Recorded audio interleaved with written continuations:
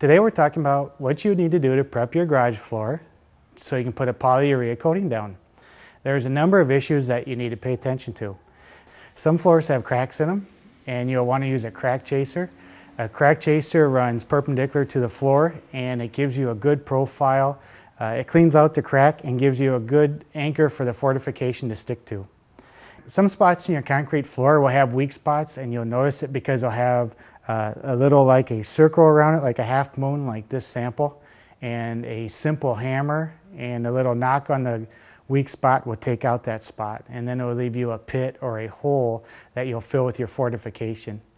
When you have holes or pits on your floor, you'll want to use your flat diamond grinder.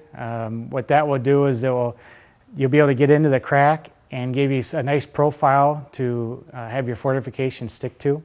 So what you do is you'll grind out the inside of that hole to give you a nice surface to stick to, and then you'll also take it and smooth out around the outside so your fortification has something to adhere to and you get a good adhesion out of it.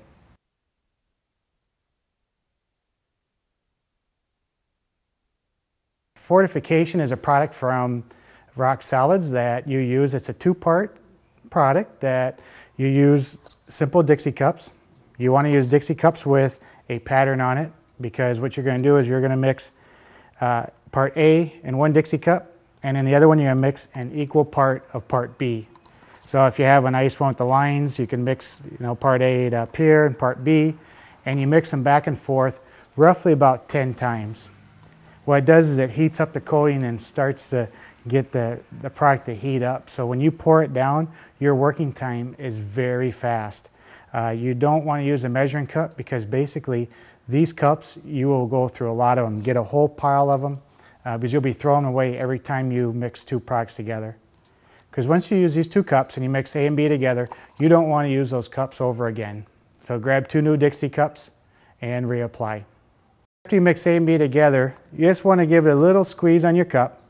Gives you a nice little pour spout that when you're filling up your lines where you use your crack chaser or where you've got a hole in the floor, it gives you a nice little pouring spout to fill up your little crack.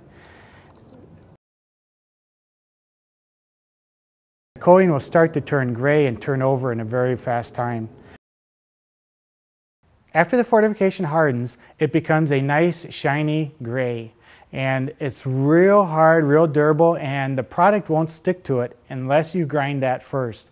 So what you do is after the coating is hardened, you would take your flat grinder and you would grind over that surface to make sure you have something dull and shiny to stick to. We'll use a grind and go for all of our floors. As you can see, it doesn't add any moisture to the floor. It actually gives a nice profile. The coating has something good to stick to. And you're actually able to use the grind and go the same day as you're putting on your coating if you'd like. So if you wanted to, you could use a grind and go, etch your whole floor with it, and then come back, put your first coat of polyurea, full chip application, and a clear top coat all in the same day if you want to get it all done.